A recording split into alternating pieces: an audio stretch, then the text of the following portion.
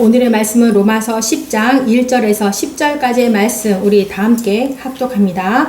형제들아 내 마음에 원하는 바와 하나님께 구하는 바는 이스라엘을 위함이니 곧 그들로 구원을 받게 함이라. 내가 증언하노니 그들이 하나님께 열심히 있으나 올바른 지식을 따른 것이 아니니라. 하나님의 의를 모르고 자기 의를 세우려고 힘써 하나님에 의해 복종하지 아니하느니라. 그리스도는 모든 믿는 자에게 의를 이루기 위하여 율법의 마침이 되시니라. 모세가 기록하되 율법으로 말미암은 의를 행하는 사람은 그 의로 살리라 하였거니와 믿음으로 말미암는 의는 이같이 말하되 내 마음에 누가 하늘에 올라가겠느냐 하지 말라 하니 올라가겠느냐 함은 그리스도를 모셔 내리려는 것이요 혹은 누가 무정경에 내려가겠느냐 하지 말라 하니 내려가겠느냐 함은 그리스도를 죽은 자 가운데서 모셔 올리려는 것이라. 그러면 무엇을 말하느냐? 말씀이 내게 가까워 내 입에 있으며 내 마음에 있다 하였으니 곧 우리가 전파하는 믿음의 말씀이라. 내가 만일 내 입으로 예수를 주로 시인하며 또 하나님께서 그를 죽은 자 가운데서 살리신 것을 내 마음에 믿으면 구원을 받으리라. 사람이 마음으로 믿어 의에 이르고 입으로 시인하여 구원에 이르느니라. 아멘. 네. 로마서 9장까지의 내용을 보게 되면은 하나님의 그 주권적인 선택이다. 또 인간의 전적인 부패함을 말하고 있습니다. 네, 로마서 3장 10절에 나와 있죠. 의인은 없나니 하나도 없다. 아무도 주의 영광에 이를 자가 없다. 내 안에는 선한 것이 하나도 없고 20절 말씀 보니까 율법의 행위로는 의롭다함을 받을 육체가 없다. 오히려 율법으로는 죄를 깨닫기만 할 것이다. 오히려 죄만 드러날 것이다. 라고 말씀을 하고 있습니다. 그러다 보니까 그래서 모든 인간들은 하나님의 은혜로만 예정하심과 택정하심으로 하나님의 자녀가 되었다라고 말씀하고 있습니다. 하나님의 주권적인 선택으로 말미암아 택함을 받아서 너희는 천국 백성이 되었다. 이렇게 말씀하고 있습니다. 네, 이러한 말씀을 통해서 우리는요, 잘못된 이론으로 생각하기가 쉽습니다. 우리가 생각해 보기를 원합니다, 오늘. 네, 구원은 절대 우리가 원한다고 해서 되는 것이 아니고 하나님의 선택에 의해서만 되는 것이다. 그러니까 우리는 더 이상 우리가 해야 할 일은 없다.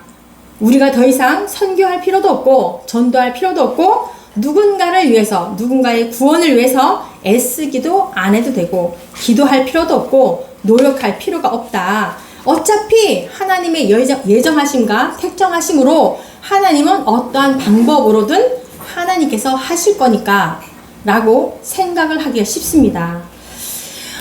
조지 물러 이야기는 다 아실 겁니다. 그죠? 기도를 엄청나게 하셨던 그 조지 물러 그 목사님이죠.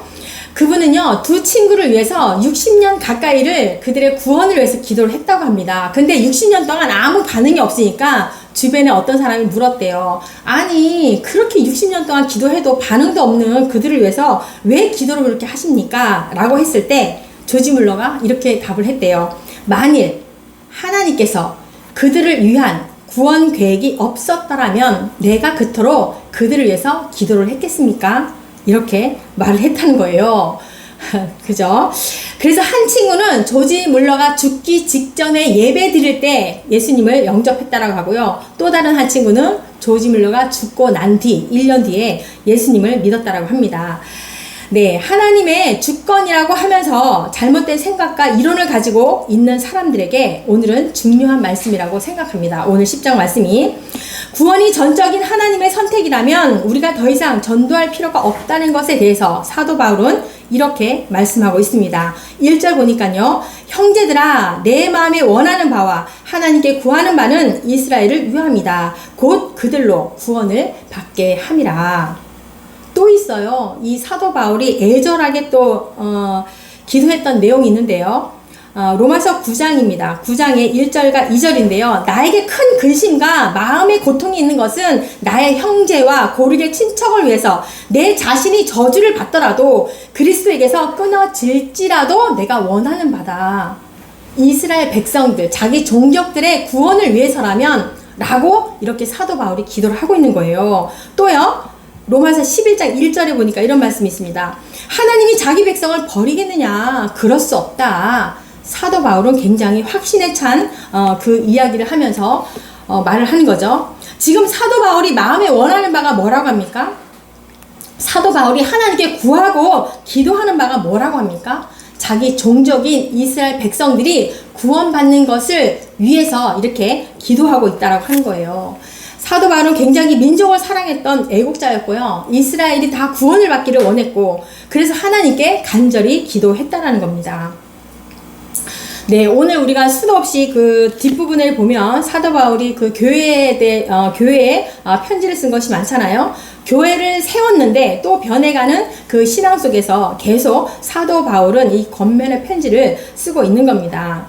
참 이상하죠. 로마서 앞부분의 한 말씀과 하나님의 주권적인 선택이다 라고 하면서 우리 10장에서의 말씀을 보니까 사도 바울이 이렇게 이스라엘 백성들을 위해서 구원하는 기도를 하네 하면서 마치 하나님의 주권적인 그 선택도 있지만 인간이 어떻게 해야 되는 부분도 있네? 라고 하면서 그 말씀이 마치 모순처럼 보입니다.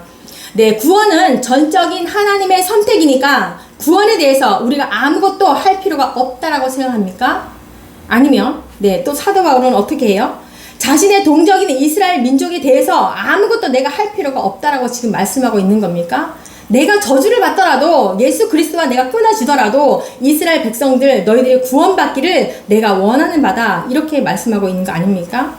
네, 이렇게 1절의 말씀처럼 지금 사도 바울은 무엇을 원한다고요? 이스라엘이 너희들이 구원을 받기를 내가 원한다 라고 말씀하고 있는 것입니다. 네, 구원은 전적인 하나님의 선택권에 달려있지만 사실 누가 선택을 받았는지 아무도 알 수 없습니다. 그죠? 우리가 선택을 받았는가 아닌가도 누가 알 수 있어요? 하나님만 아시는 거예요.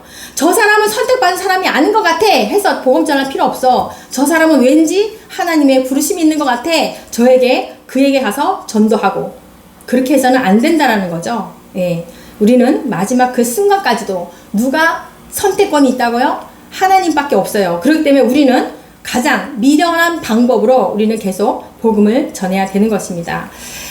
그래서 우리가 진정으로 하나님의 그 선택을 믿는다라고 하면 그 어떤 사람도 구원받기를 기도하고 원해야 된다라는 거예요.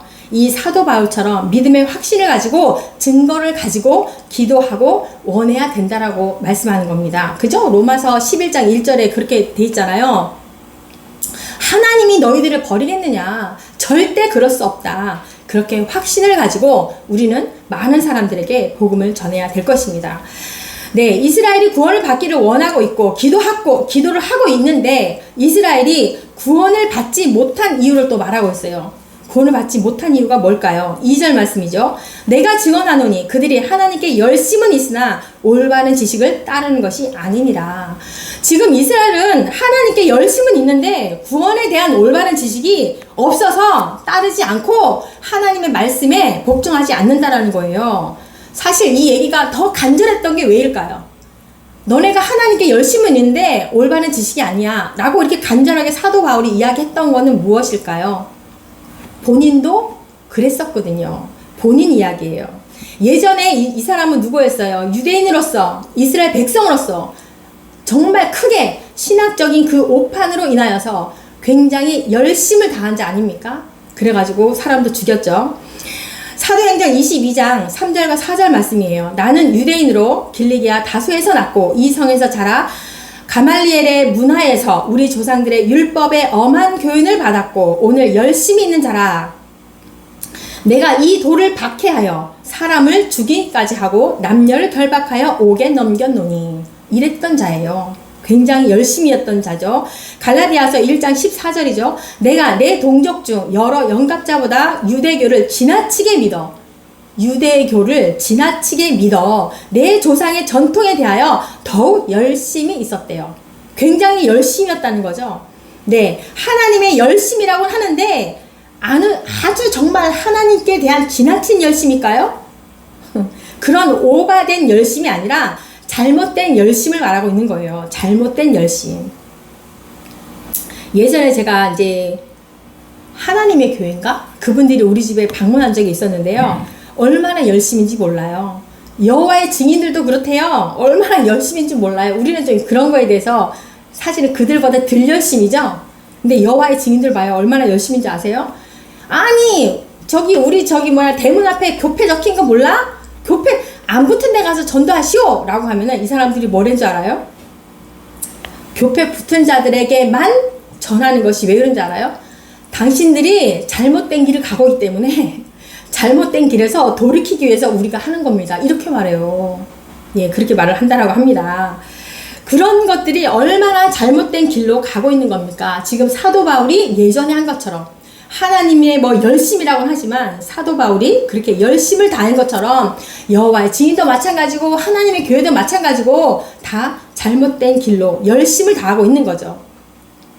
우리를 잠깐 생각해 볼까요? 권사니까 어때요? 집사보다 더 열심히 해야 돼. 또 교회 전도사니까 이 성도들보다 더 열심히 해야지. 목사는요 또 전도사보다 내가 기도를 1시간 더 해야지. 이러지 않습니까? 예. 자, 혹시 그것이 잘못된 열심이 있다라고 하면 분별을 하셔서 버리시기를 바랍니다. 오늘 우리 장로님께서 7가지의 그 버리심을 얘기를 하셨는데요. 은혜 받았습니다. 버려야 돼요. 생각나는 건 지금 3가지밖에 없네요. 네. 교만과 뭐였지? 인내심과 아까 3개 기억했었는데 아무튼 버려야 된다는 거예요. 혹시 우리가 하나님을 경외하는 것, 하나님을 아는 것, 하나님을 위한 열심이 아니라면 다 버리셔야 된다는 거예요. 하나님을 위한 것이 아니라면 나의 의를 위한 거거든요. 자, 그거를 분별하셔서 버리시기를 바랍니다. 유대인들은 얼마나 열심히 했는지요. 그 600 몇 가지의 그 율법이 있음에도 불구하고 더 만들었어요. 더 열심을 하고 싶어서 수백 가지를 규칙을 세워가지고 열심을 냅니다. 바로 이런 이스라엘의 문제가 바로 이거라는 거죠. 3절 말씀. 하나님의 의를 모르고 자기의 의를 세우려고 힘써 하나님의 의에 복종하지 아니하였느니라. 결국 자기들의 규칙을 세우는 게 뭐예요? 그죠? 자기 의를 세우려고 했다는 거죠. 예, 그러니까 돌아보니까 결국은 나의 의였다. 자기의 의를 세우려고 열심을 다하다 보니 하나님의 의에는 복종하지 않았다라고 이렇게 말을 하고 있는 겁니다. 그러니까 이스라엘 사람들은 믿음으로 말미암는 그 하나님의 의를 모르고 있었다는 거예요. 그러니까 자신들의 인간적인 의를 세우려고 힘썼다는 거예요. 그러니까 믿음으로 말미암은 하나님의 의에 그러다 보니까 복종하지를 않았다는 거죠. 네, 그래서 로마서 그 앞부분에 보면 믿음으로 말미암는 하나님의 의의 필요성에 대해서 이야기를 하고 있는데 우리에게 믿음으로 말미암은 하나님의 의가 필요하다는 거예요. 자, 로마서 1장에 보니까 이 세상의 모든 사람들은요 하나님을 찾는 종교적인 본성이 있습니다. 그러니까 종교적인 그 본성을 가지고 하나님을 찾지만 하나님이 눈으로 보이지 않으니까 자기 마음대로 우상을 세웁니다. 그죠? 눈에 보이는 그 나무나 돌이나 이런 걸 세워놓고 우상으로 만들어 놓고 마치 이렇게 하나님인 것처럼 이렇게 섬기고 있는 거예요. 자, 로마서 2장에 보니까 남을 비판할 정도로 의롭게 보이는 사람들도 결국 그들도 같은 일을 행함으로 나중에 비판을 받게 된다. 로마서 2장 1절 말씀이에요. 그러므로 남을 판단하는 사람아 누구를 막론하고 내가 핑계하지 못할 것은 남을 판단하는 것을 내가 너를 정죄함이니 판단하는 내가 같은 길을 행함이니라. 무엇보다도 남을 비판할 정도로 의로운 사람도 하나님의 의에 심판을 받게 된다는 거예요. 그러니까 남에 대해서 비판하지 말라는 얘기를 하는 거예요. 오히려 너가 그 일에 당할 것이다. 그렇게 말씀하고 있는 거예요.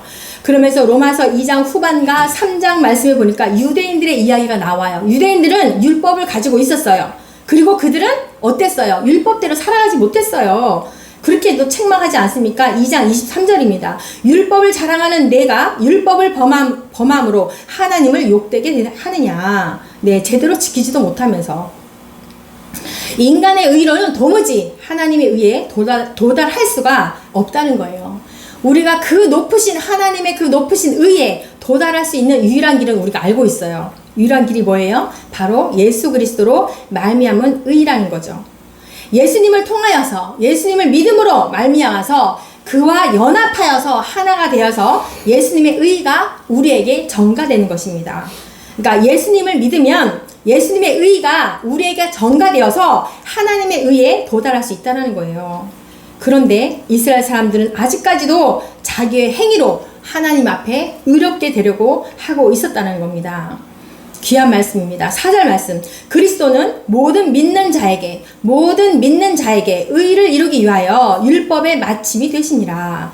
율법의 마침이 되었대요. 율법이 끝이 났다. 율법이 완성이 되었다. 그런 말씀이잖아요. 그러니까 율법을 지켜서 이제 의에 이르는 길에 끝이 났다. 너희들의 노력이 필요 없다. 네, 예수님께서 율법을 완전히 지켰기 때문에 하나님의 그 모든 의를 이루어 주셨다. 그 말씀이 여기에 포함이 되어 있는 겁니다. 우리 율법의 핵심이 무엇입니까? 하나님을 제일로 사랑하심과 내 이웃을 내 몸과 같이 사랑하라, 이 말씀 아닙니까? 그런데 이 세상에는요, 그 율법을 완전히 지킬 수 있는 사람이 아무도 없습니다. 유일하게 지킬 수 있는 분은 바로 예수 그리스도 뿐이십니다. 왜입니까? 예수님께서 하나님을 제일로 사랑하셨어. 이웃을 내 몸과 같이 사랑하셔서 인간의 몸을 가지고 이 땅에 오셨어요. 이 땅에 오셔서 하나님을 사랑하니까 이웃을 내 몸과 같이 사랑하는 그 삶을 사셨어요. 어떻게 이루어졌습니까? 마지막에 십자가의 죽으심으로 하나님에 대한 그 사랑과 사람에 대한 그 사랑의 그 계명을 완전히 이루셨다는 거예요. 예수님은 뭐 그렇게 하셔야 되나요? 예수님은 아무것도 하지 않으셔도 그 자체가 이미 의로우신 분이시죠. 그죠? 예수님께서는 아무것도 하지 않으셔도 그 자체가 이미 의로우신 분이에요. 그 예수님께서 이 공생의 삶을 통해서 모든 율법을 지키셨고 하나님의 의를 이루셨습니다.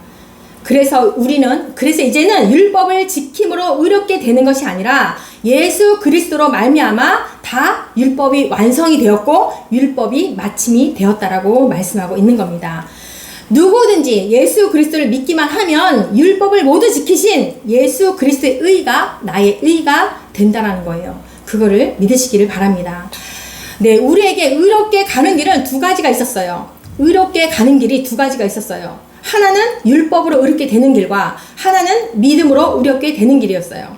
5절 말씀이죠. 모세가 기록하되 율법으로 말미암은 의를 행하는 사람은 그 의로 살리라 하였거니와.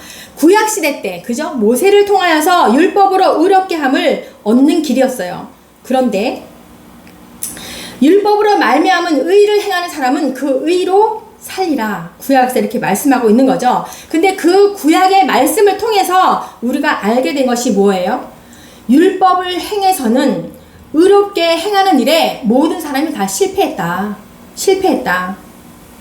그래서 우리가 이제 의롭게 될 수 있는 두 번째 길은 바로 믿음으로 의롭게 함을 얻는 길인 것입니다. 6절 말씀이죠. 믿음으로 말미암는 의는 이같이 말하되 내 마음에 누가 하늘에 올라가겠느냐 하지 말라 하니 올라가겠느냐 함은 그리스도를 모셔 내리려는 것이요. 7절 혹은 누가 무정갱에 내려가겠느냐 하지 말라 하니 내려가겠느냐 함은 그리스도를 죽은 자 가운데서 모셔 올리려는 것이라. 네, 이 말씀은 바로 신명기 30장 11절과 13절에 있는 말씀을 가지고 한 말씀입니다. 이 말씀만 가지고서는 잘 모르겠잖아요. 자, 신명기 30장 11절에서 13절의 말씀을 가지고 한 말씀인데 제가 한번 읽어보겠습니다. 내가 오늘 내게 명령한 이 명령은 내게 어려운 것도 아니요 먼 것도 아니라 어렵지도 멀지도 않대요. 그러면 쉽고 가깝다는 이야기죠. 하늘에 있는 것이 아니니 내가 이르기를 누가 우리를 위하여 하늘에 올라가 그의 명령을 우리에게로 가지고 와서 우리에게 들려 행하게 하랴 할 것이 아니요. 이 말씀을 보니까 하나님의 말씀은 어렵지 않다, 멀지 않다. 그 말씀인 거죠. 이것이 바다 밖에 있는 것이 아니다. 내게 이르기를 누가 우리를 위하여 바다로 건너가서 그의 명령을 그 하나님의 말씀을 우리에게 가지고 와서 우리에게 들려서 행하게 하랴 할 것도 아니라 하나님의 말씀을 이야기하고 있는 거예요. 이 말씀을 보니까 하나님께서 우리에게 주신 말씀은 저 멀리 하늘 위에 바다까지 막 건너가서 그렇게 어려운 것도 먼 것도 아니고 바로 내 입에 있고 내 마음에 가까이에 있다라고 말씀을 하고 있는 거예요. 예수 그리스도도 내게 가까이 있다라고 말씀하는 거예요. 네.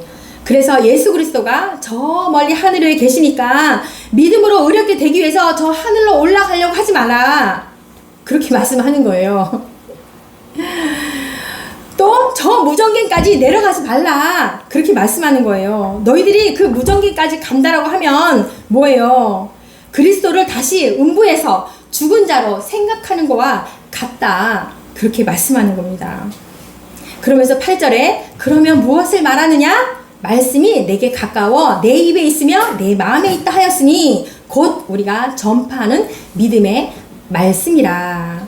네, 신명기 30장에 보니까 말씀이 하늘에 있는 것과 바다 밖에 있는 것이 아니라 내게 가까이 입에 있고 내 마음에 있는 것 같이 우리가 전하는 믿음의 말씀, 복음이 저 멀리 있는 것이 아니라 가까이에 있다. 이렇게 말씀하고 있는 거예요. 그러면 우리가 어떻게 구원을 받을 수 있다라고 말씀합니까? 9절과 10절 말씀입니다.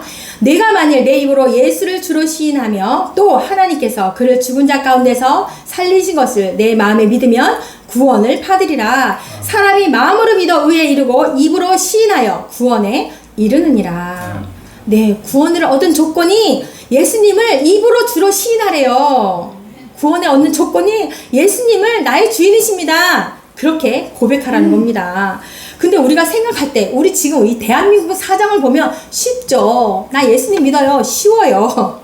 그런데 그 초대교회 때 로마 그 시대 때 생각하면은요 이렇게 말한다는 게 쉽지 않았어요. 곧 이렇게 죽으면 뭐예요? 죽음이고 옥에 갇히고 그 뭐죠?